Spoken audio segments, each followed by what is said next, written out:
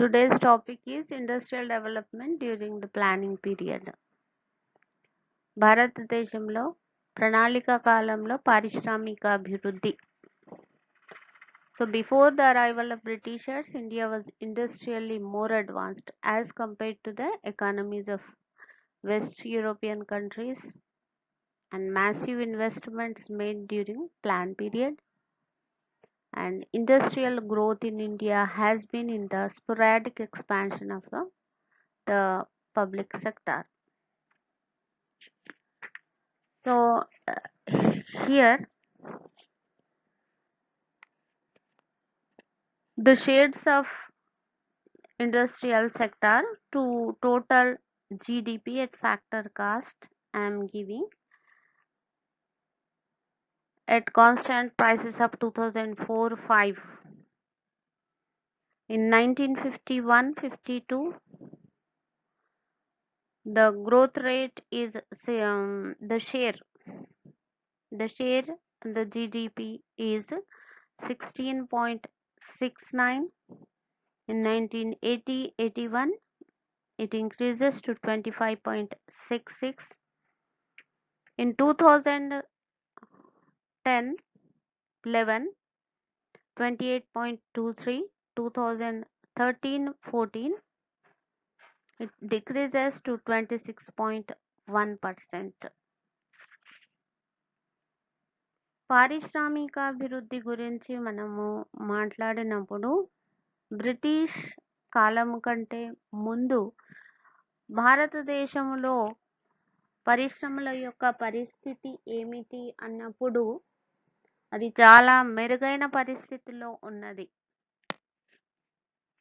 మనకు తెలిసిన విషయమే. కలోనియల్ పీరియడ్లో ఉంది. బ్రిటిష్ పాలకులు దీనిపైన చాలా తక్కువ శ్రద్ధను వహించారు, అంటే పారిశ్రామిక అభివృద్ధి కోసం. ముఖ్యంగా హ్యాండీక్రాఫ్ట్ ఇండస్ట్రీ అంటే కుటీర పరిశ్రమలు, చేతి పరిశ్రమలు చాలా అభివృద్ధి చెందిన పరిస్థితుల్లో ఉన్నాయి. ఇతర ప్రపంచ దేశాలతో అప్పుడు కంపేర్ చేసినా కూడా చాలా మంచి డెవలప్డ్ స్టేట్లో ఉన్నాయి.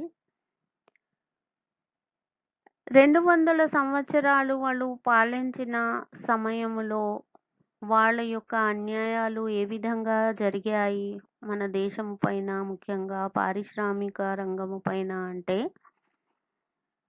ఇక్కడ బ్రిటిష్ వాళ్ళు పాలకులు ప్రజలను, ముఖ్యంగా గ్రామీణ ప్రాంతాల వాళ్ళను వ్యవసాయంలో వెళ్ళడానికి బలవంతం చేసే పరిస్థితికి తీసుకొచ్చారు. అంటే ఈ మెరుగైన పరిస్థితిలో ఉన్న పరిశ్రమలను శ్రద్ధ వహించకపోవడము, వాళ్ళపైన ఉత్పత్తి వ్యయాన్ని పెంచడము, హెవీ డ్యూటీస్ వేయడము, ముడి సరుకులు కొనుగోలు విషయంలో, అమ్మడము, మార్కెటింగ్ విషయంలో కూడా చేశారు. ఒకటి చెప్పాలంటే డీఇండస్ట్రియలైజేషన్ చేశారు అని చెప్పొచ్చు. అంటే పరిశ్రమలను పారిశ్రామిక అభివృద్ధిని క్షీణించడానికి, తగ్గించడానికి, అంతం చేయడానికే కృషి చేశారు అని చెప్పొచ్చు. అయితే వాళ్ళు ఏం చేశారు, భారతదేశంలో వాళ్ళ పరిశ్రమలు, బ్రిటన్లో ఉన్న పరిశ్రమలు ముడి సరుకులు కొనుగోలు చేసుకోవడానికి వాళ్ళు దీన్ని మార్కెట్గా ఉంచుకున్నారు.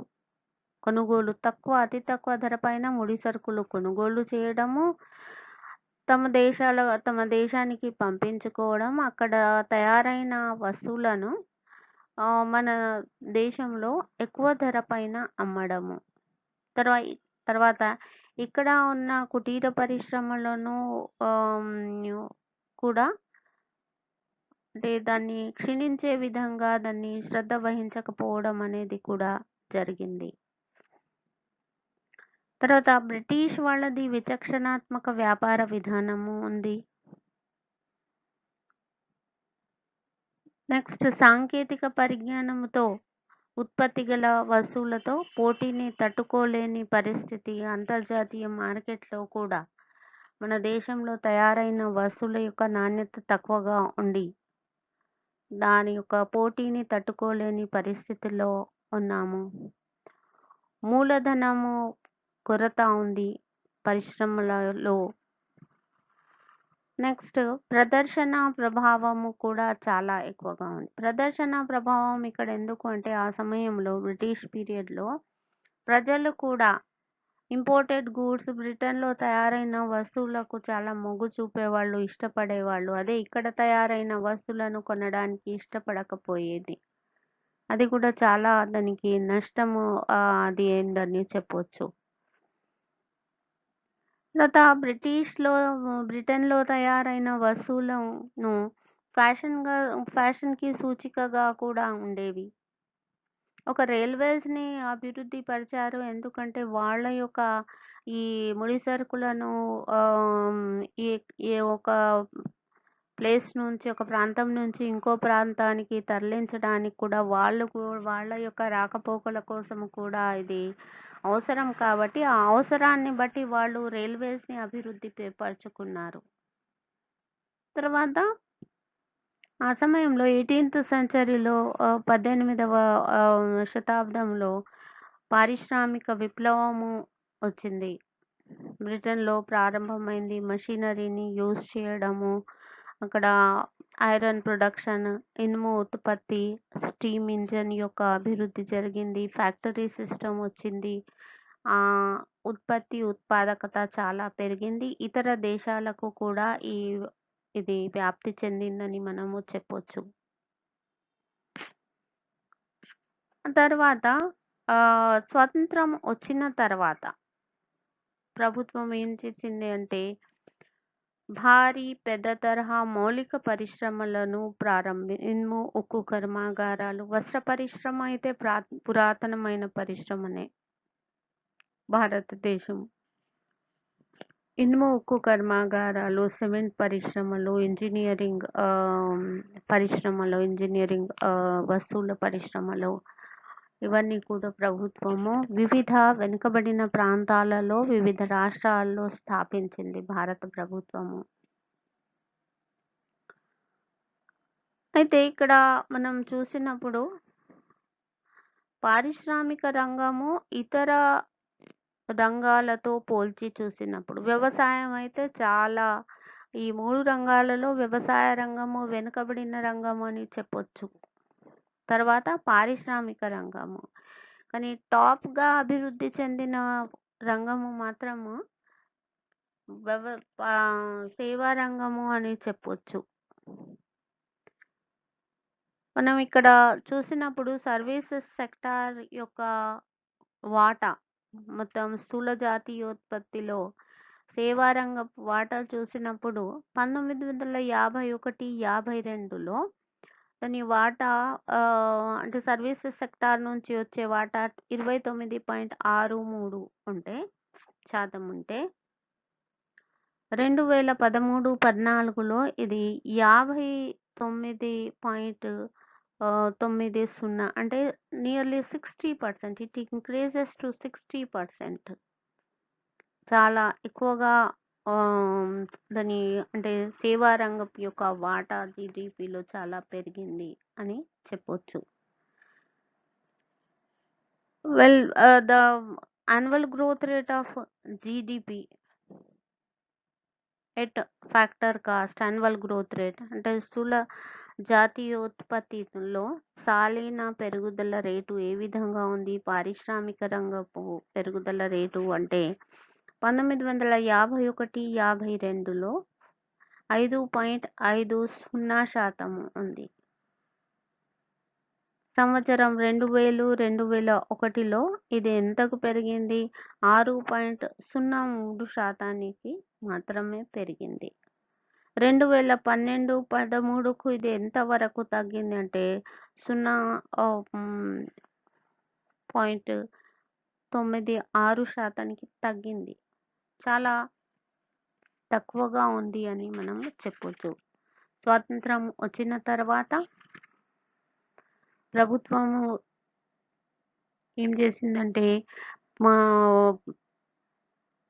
ఈ పబ్లిక్ సెక్టార్ యొక్క ప్రాముఖ్యత చాలా ఎక్కువగా ఉన్నట్లు, అంటే ఎక్కువగా చూపెడుతూ దాని యొక్క ప్రాముఖ్యత ఉంది. 1948 1948 1956 పారిశ్రామిక విధాన తీర్మానాలలో ప్రభుత్వం చెప్పిందే ప్రకటించిన విధానము ఏమిటి అంటే, ప్రభుత్వ రంగం యొక్క పాత్ర చాలా ఎక్కువగా ఉండడము, పెట్టుబడి కూడా చాలా హెవీ అండ్ బేసిక్ ఇండస్ట్రీస్లో పెట్టడం జరిగింది. తర్వాత రక్షణ విధానం అనేది ప్రభుత్వము ప్రకటించింది మరియు అమలు పరిచింది అని చెప్పొచ్చు. స్వతంత్రం వచ్చిన తర్వాత మిశ్రమ ఆర్థిక వ్యవస్థ ఉంది. పబ్లిక్ సెక్టార్ యొక్క ప్రాముఖ్యత చాలా ఎక్కువగా ఉంది. ప్రైవేట్ ఇన్వెస్ట్మెంట్స్కి ఛాన్సెస్ అవకాశం ఉన్నా కూడా, దాంతోపాటు లైసెన్సింగ్ విధానము మరియు ఎంఆర్టిపి యాక్ట్ కూడా ఉంది. నెక్స్ట్, ప్రైవేటు వ్యవస్థాపకులకు కూడా పెట్టుబడి పెట్టడానికి ఛాన్సెస్ ఉన్నాయి, కానీ లైసెన్స్ తీసుకోవడము, తర్వాత ఆ చట్టాలకు లోబడి ఉండడం అనేది ఉండాలి.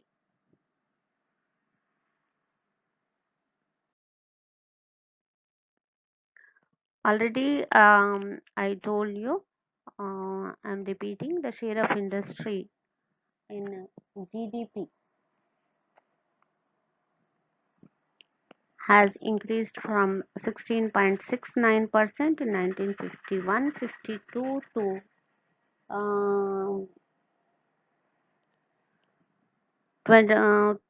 28.23% in 2010 and 11. And it came down to 26.17% in 2013-14 because of low demand of Indian products in foreign market. Actually, in industrial development, from the beginning, we are observing that lot of problems are there in industrialization, industrial development. The lack of capital, the lack of investment, and lack of science and technology, and power cut, licensing policy, MRTP Act. So many problems are there, and low quality product in international market. Because of that only, high price with low quality, no one want to buy the products in international market. So the main reason is low demand of Indian products in foreign market. ఇక్కడ మనం చూస్తున్నాము, ఈ జీడిపిలో స్థూల జాతీయోత్పత్తిలో పరిశ్రమల యొక్క వాటా పెరగడానికి బదులుగా తగ్గింది. 2010-11లో 28.23% నుంచి 26.17%, అంటే 2013-14లో సంవత్సరం 2013-14లో ఇది ఇంకా 2% తగ్గింది. ఇది చాలా అంటే ఎటువంటి సిచ్యువేషన్ అంటే చాలా డిటోరియేటింగ్ క్షీణదశ అని చెప్పొచ్చు. పారిశ్రామిక రంగంలో పారిశ్రామిక అభివృద్ధి చరిత్రలో లేదా ఆర్థిక ప్రణాళికల చరిత్రలో ఇది చాలా క్షీణించే దశ. ఆర్థిక అభివృద్ధి సరిగా జరగకపోవడానికి ఇది ముఖ్యమైన కారణం అని కూడా చెప్పొచ్చు మనము. ఓకే, మనం చూస్తున్నాము ఇక్కడ పారిశ్రామికాభివృద్ధి సరిగా జరగకపోవడానికి చాలా కారణాలు ఉన్నాయి ఆర్థిక వ్యవస్థలో, పారిశ్రామిక విధానములో. Okay, There are several aspects of industrial policy which affect industrial investment and production. They are industrial licensing policy concerning controlling monopoly, import of capital good, and financial and fiscal policy. మామూలుగా ఎన్నో అంశాలు ప్రభావితం, ఎన్నో కారణాలు ఉంటాయి. ముఖ్యంగా పారిశ్రామిక విధానాన్ని పారిశ్రామిక విధానము దేనిని ప్రభావితం చేస్తుంది అంటే పెట్టుబడి మరియు ఉత్పత్తిని ప్రభావితం చేస్తుంది. పెట్టుబడి, ఉత్పత్తి మరియు పారిశ్రామిక అభివృద్ధిని ప్రభావితం చేసే కొన్ని అంశాలు, కొన్ని విధానాలు ఉన్నాయి. ఒకటి లైసెన్సింగ్ విధానము. లైసెన్సింగ్ విధానము మరియు ఏకస్వామ్యాల నిరోధన చట్టము ప్రభుత్వము 1969 70స్లో ఇది ఇంప్లిమెంట్ చేసింది. అంటే ఆర్థిక స్తోమత వికేంద్రీకరణ కోసము కేంద్ర ప్రభుత్వం తీసుకొచ్చిన చట్టము. ఎవరైనా పరిశ్రమలు స్థాపించాలి అంటే లైసెన్స్ తీసుకోవాలి. నెక్స్ట్ మూలధన వస్తువుల యొక్క దిగుమతి విషయంలో ఈ విధానము కూడా ప్రభావితం చేస్తుంది. తర్వాత ఫిస్కల్ అండ్ ఫైనాన్షియల్ పాలసీ, ద్రవ్య మరియు కోశ విధానము కూడా, ఇవి విత్త విధానము మరియు కోశ విధానము కూడా ప్రభావితం చేస్తుంది. అయితే మనం చూస్తున్నాము భారతదేశంలో పరిశ్రమల యొక్క అభివృద్ధి, జీడిపిలో పరిశ్రమల యొక్క వాటా ఇంకా తగ్గింది. పెరగాలి కానీ ఇంత హెవీ ఇన్వెస్ట్మెంట్ తర్వాత ఎన్నో పరిశ్రమలు స్థాపించినా కూడా, విత్త సంస్థలు స్థాపించిన తర్వాత లిబరలైజ్డ్ పాలసీ స్టార్ట్ అయిన తర్వాత కూడా ఇంత తక్కువగా ఉంది. అంటే భారతదేశం స్వాతంత్రం వచ్చిన తర్వాత ఒక పారిశ్రామిక విధాన తీర్మానాన్ని ప్రకటించింది. ఏప్రిల్ 6, 1948లో కేంద్ర ప్రభుత్వము, భారత ప్రభుత్వము పారిశ్రామిక విధి విధానం ఏ విధంగా ఉండాలి, పరిశ్రమలు ఏ విధంగా ఉండాలి, దాని యొక్క పరిశ్రమల యొక్క అభివృద్ధి ఎవరి బాధ్యత, ఏ విధంగా ఉండాలి అనేది 4 రకాలుగా వర్గీకరించారు పరిశ్రమలను. మొదటి రకంలో ప్రైవేట్ వ్యక్తులు, మొదటి రకంలో పూర్తిగా ప్రభుత్వ యాజమాన్యంలో ఉన్న వేరే అంటే అట్మోస్ట్ ఇంపార్టెన్స్ ఉన్న ఇండస్ట్రీస్ మాత్రమే ఫస్ట్ కేటగిరీలో 100% ప్రభుత్వ యాజమాన్యంలో ఉంటాయి. సెకండ్ అండ్ థర్డ్లో జాయింట్గా ప్రైవేట్ మరియు పబ్లిక్ సెక్టార్గా ఉంటాయి. కానీ ఫోర్త్ కేటగిరీలో మాత్రం పూర్తిగా ప్రైవేట్ రంగం, ప్రైవేట్ యాజమాన్యానికి, ప్రైవేట్ ఉత్పత్తిదారులకు విడిచిపెట్టడము జరిగింది. ఆ తర్వాత 1956లో కూడా ఒక పారిశ్రామిక విధాన తీర్మానాన్ని ప్రభుత్వం ప్రకటించింది. 1956 ఇండస్ట్రియల్ పాలసీ రెజల్యూషన్ కూడా అదే విధంగా ఉంది. కానీ ఇక్కడ పరిశ్రమలను 3 రకాలుగా షెడ్యూల్ ఏ, షెడ్యూల్ బి, షెడ్యూల్ సి అని 3 రకాలుగా వర్గీకరించారు. షెడ్యూల్ ఏలో ప్యూర్గా గవర్నమెంట్ అండర్ టేకింగ్లో ఉన్న పరిశ్రమలు, షెడ్యూల్ సిలో ప్యూర్గా ప్రైవేట్ యాజమాన్యం క్రింద ఉన్న పరిశ్రమలు. ఈ విధంగా చూస్తే మనకు 1948, 1956 పారిశ్రామిక విధాన తీర్మానాలు ఒకే విధంగా ఉన్నాయి అని చెప్పొచ్చు. ఏదో చిన్న ఈ స్లైడ్ చేంజెస్ మాత్రమే ఉన్నాయి. ఆ తర్వాత ప్రభుత్వం ఏం చేసింది, 1991లో సరళీకృత ఆర్థిక విధానాన్ని ప్రకటించింది. అంటే స్వతంత్రం వచ్చినప్పటి నుంచి 1990 వరకు ఒక విధానం ఉంది, రక్షణ విధానం.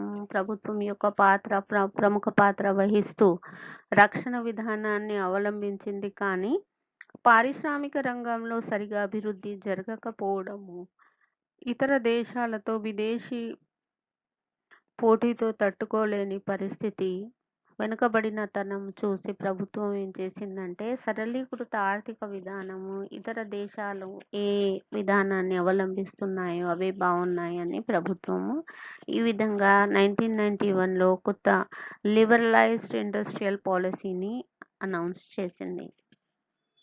చేసిన తర్వాత కొన్ని పరిశ్రమలు అభివృద్ధి చెందాయి అని చెప్పొచ్చు. మ్యానుఫ్యాక్చరింగ్, తర్వాత ఫైనాన్షియల్ సర్వీసెస్, తర్వాత నెక్స్ట్ హెల్త్ కేర్, ఇటువంటివి కూడా అభివృద్ధి చెందాయి. భారతదేశంలో సర్వీస్ సెక్టార్లో ఒక సిస్టమేటిక్ వేలో సర్వీసెస్ సెక్టార్ ఉన్నాయి. భారతదేశంలో ఈ పరిశ్రమలు ఎదుర్కొంటున్న సమస్యలు చాలా ఉన్నాయి. అంటే అభివృద్ధి తక్కువగా ఉండడానికి, డిసెలరేషన్ ఉండడానికి, డిటోరియేటింగ్ కండిషన్లో ఉండడానికి ముఖ్యమైన కారణం ఏమిటి అని కారణాలలో లేబర్స్ యొక్క వేతనాలు చాలా తక్కువగా ఉన్నాయి. నైపుణ్యత గల శ్రామికుల యొక్క కొరత ఉంది. తర్వాత భారతదేశంలో ప్రైవేట్ ఇన్వెస్ట్మెంట్ చాలా ఎక్కువగా ఉన్నా కూడా ఏ వస్తువును ఉత్పత్తి చేయాలి, ఏ విధంగా చేయాలి అనేది సరైన అవగాహన వ్యవస్థాపకులకు లేదు. ఇది కూడా ఉంది. కాల వ్యవధి చాలా ఎక్కువగా ఉంది. అంటే ముడి సరుకులకు పెట్టుబడి పెట్టడానికి మరియు తుది ఉత్పత్తికి టైం గ్యాప్ ఎక్కువగా ఉన్నప్పుడు ప్రాఫిట్స్ కూడా చాలా తగ్గుతాయి. ఉత్పాదకత కూడా తగ్గుతుంది. ఈ సమస్య చాలా ఎక్కువగా ఉంది. ఫర్ ఎగ్జాంపుల్ కొన్ని ప్రాజెక్ట్స్ మనం చూసినప్పుడు, ఇరిగేషన్ ప్రాజెక్ట్స్ ఉన్నాయి. ఇంకా కొన్ని చూసినప్పుడు పెట్టుబడికి తుది ఉత్పత్తికి 10-15 సంవత్సరాలు. Gestation period is 10 to 15. It is the largest one.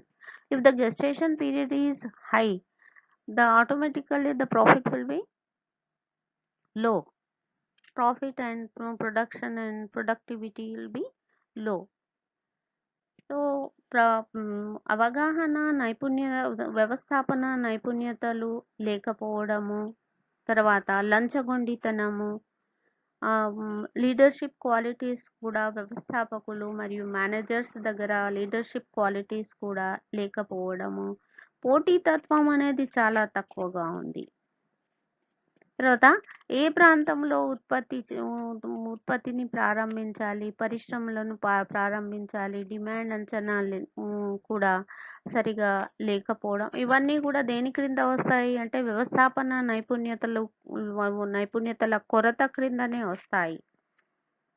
Public సెక్టార్లో ఇప్పుడు భారతదేశంలో ఉన్న పబ్లిక్ సెక్టార్లో ఉన్న పరిశ్రమలు చూస్తే స్టాఫ్ చాలా ఎక్కువగా ఉంది. So many loopholes are there in the public sector industries. For example, red tapeism, inefficient leadership, absence of competition, location disadvantages, staff salaries overburden, and low capital investment and corruption. These are the main causes for the less development or backwardness of industrial sector in India.